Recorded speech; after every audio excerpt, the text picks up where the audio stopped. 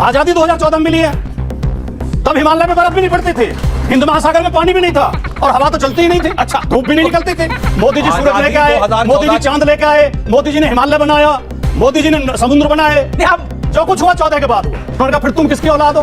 तुम कहा बीजेपी वालों के लिए? मोदी जी कह रहे हैं मेरा घर मुसलमानों के बीच में था। योगी जी कह रहे हैं 100 मुसलमानों के बीच में भी अगर 50 हिंदू रहते हो तो वो सुरक्षित नहीं है। अब मुझे सुधांशु भाई ये बता दें, मोदी जी का बयान सही है या योगी जी सही कह रहे हैं? नमस्कार दोस्तों, मैं मनीषा शर्मा। तो कैसे हैं आप सब लोग? उम्मीद करती हूँ कि आप सब लोग बहुत ही अच्छे होंगे। तो हमारे अडानी साहब का एक चैनल है जिसमें गुल्लू उर्फ अमीश देवगन उर्फ हमारे गोदी भैया, जिनका अपनी डिबेट में सिर्फ एक ही काम रहता है, एजेंडा चलाओ। ये हमारे गुल्लू भैया जब भी विपक्ष का प्रवक्ता कोई तर्कशील बातें करता है तो ये इंसान बीजेपी के बचाव में बीच में कूदने लगता है और विपक्ष के प्रवक्ता को बोलने भी नहीं देता। तो आज की डिबेट में आप लोग देखेंगे राजकुमार भाटी जी, जो कि हर बात तर्क संगत करते हैं, बातों का जवाब देने में बड़े से बड़े प्रवक्ताओं के पसीने छूट जाते हैं।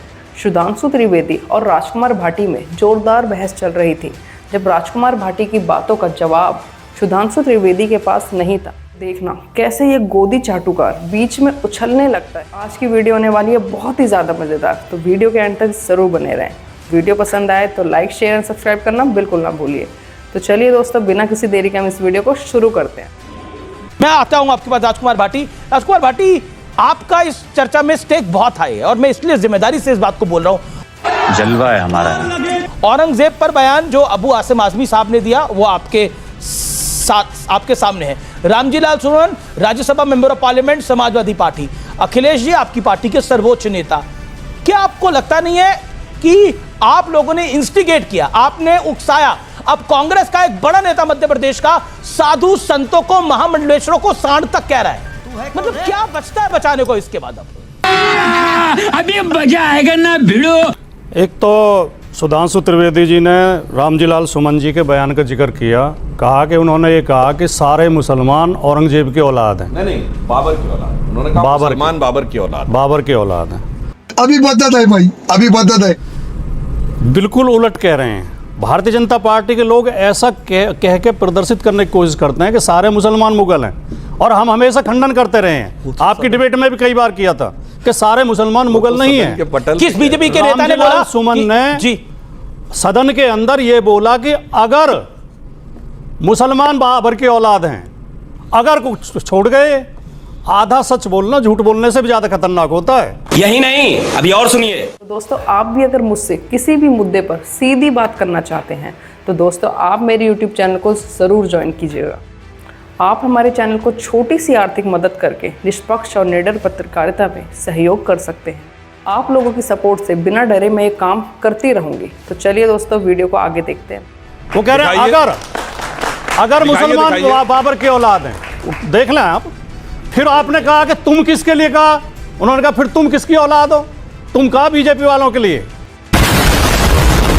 अच्छा, क्योंकि ये बीजेपी वाले ही तो कहते हैं हम महापुरुष, लेकिन आपने उसमें जोड़ दिया हिंदू समाज के लिए कहा। हिंदू शब्द उन्होंने प्रयोग ही नहीं किया। पूरे उनकी स्पीच में कहीं हिंदू शब्द नहीं है। लेकिन अमीश जी, जो आप सवाल उठा रहे हैं, कोई आदमी किसी राजा के बारे में गलत बोल दे, हो सकता है इतिहास कम पढ़ा हो सकता है ज्ञान कम हो, लेकिन हमारा कोई आदमी आपको धार्मिक विद्वेष फैलाता हुआ नहीं मिलेगा, हिंदू मुसलमान के बीच नफरत फैलाता हुआ नहीं मिलेगा। इनके लोग क्या करते हैं, मैं इनके 2 सर्वोच्च नेताओं के बयान आपको बताता हूं जो इस समय सोशल मीडिया पे चल रहे हैं। अब कोई देखेगा, उसमें यूट्यूब वगैरह मिल जाएंगे। मोदी जी कह रहे हैं मेरा घर मुसलमानों के बीच में था, ईद पर हमारे घर मुसलमानों के घरों से खाना आता था, हमारे घर में खाना नहीं बनता था ईद के दिन। मोदी जी कह रहे हैं। योगी जी कह रहे हैं 100 मुसलमानों के बीच में भी अगर 50 हिंदू रहते हो तो वो सुरक्षित नहीं है। अब क्यों हिला डाला ना? मुझे सुधांशु भाई ये बता दें, मोदी जी का बयान सही है कि मुसलमानों के घर से उनके घर ईद पे खाना आता था, उनका चूल्हा ही नहीं जलता था, मुसलमानों के बीच में सुरक्षित थे, कोई खतरा नहीं था? या योगी जी सही कह रहे हैं कि हिंदू सुरक्षित नहीं है? बहुत अच्छा इन्होंने सवाल किया, बहुत अच्छा सवाल किया। मैं बिल्कुल जवाब देता हूं। जब मोदी जी बच्चे थे तो तब तक मुसलमानों को इतना सर पे नहीं चढ़ाया था। ओहो, और वो क्या बोला तूने? वो तब तक ये नहीं था आपने हमने कहा जब मोदी जी मगरमच्छ पकड़ते अब देखिए, थे फिर तब आ गए। मुसलमान डरे हुए देखिए, एक रहते थे। सेंटेंस बोला और ये अब जब आगे से आप बढ़ चुप रहा है। रहे मगरमच्छ पकड़ना बंद ये किया। यार बिलबिलत को क्यों दिखने लगता है मुझे समझ में नहीं आता है एक चले एक काम कर 200 रुपए दे और 50 रुपए काट ओवर एक्टिंग के वजह आप दोनों वरिष्ठ हैं, मैं तो निवेदन कर रहा हूं। और आज के समय क्योंकि तब ये देश सेकुलर नहीं था ये 1976 के बाद से जब से देश सेकुलर हो गया है उसके बाद से योगी जी की बात सही है वरना मैं ईमानदारी से एक बात कहता हूं यहाँ इनमें पे से- एक बात भूल गए, जब देश आजाद भी नहीं था, आजादी 2014 में मिली है। बंद करो, हाथ जोड़ के मैं मोदी साहब से गुजारिश करता हूँ। तब हिमालय में बर्फ भी नहीं पड़ती थी, हिंद महासागर में पानी भी नहीं था और हवा तो चलती ही नहीं थी, अच्छा, धूप भी नहीं निकलती थी। मोदी जी सूरज आजादी लेके आए, 2014 मोदी जी चांद लेके आए, मोदी जी ने हिमालय बनाया, मोदी जी ने समुद्र बनाए।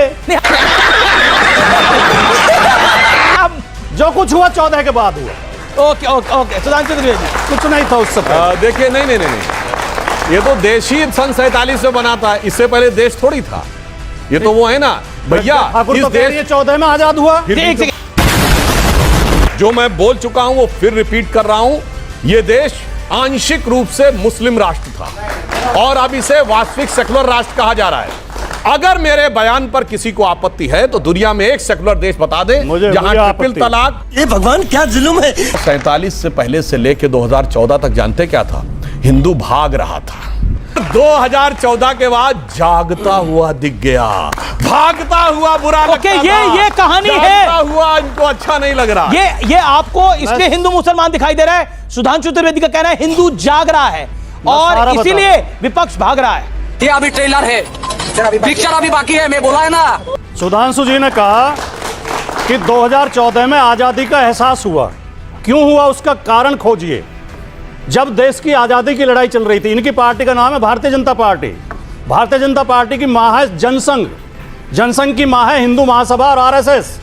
हिंदू महासभा और आरएसएस से इनकी पार्टी का जन्म हुआ है। जब देश की आजादी की लड़ाई चल रही थी तो हिंदू महासभा और आरएसएस अंग्रेजों के साथ थी, आजादी की लड़ाई में शामिल नहीं थी। इसलिए जब देश आजाद हुआ तो देश की जनता ने इन्हें नकार दिया। इनकी कहीं एक सीट आती थी, कभी दो आती थी। कृपया बोलने दें, कृपया बोलने दें। और 1990 में जाके नकार रखा था आपको, आपकी पार्टी को कोई गंभीरता से नहीं ले सकता था क्योंकि ये अंग्रेजों की मुखबिरी करते थे, स्वतंत्रता सेनानियों के खिलाफ कोर्ट में गवाही दिलवा के उन्हें सजा करवाते थे। बाहर निकल, मैं तुझे बताऊंगा, तू बाहर आ। जब भारत का संविधान लागू हुआ इन्होंने उसका विरोध किया, जब तिरंगा झंडा फहराया गया इन्होंने उसका विरोध किया।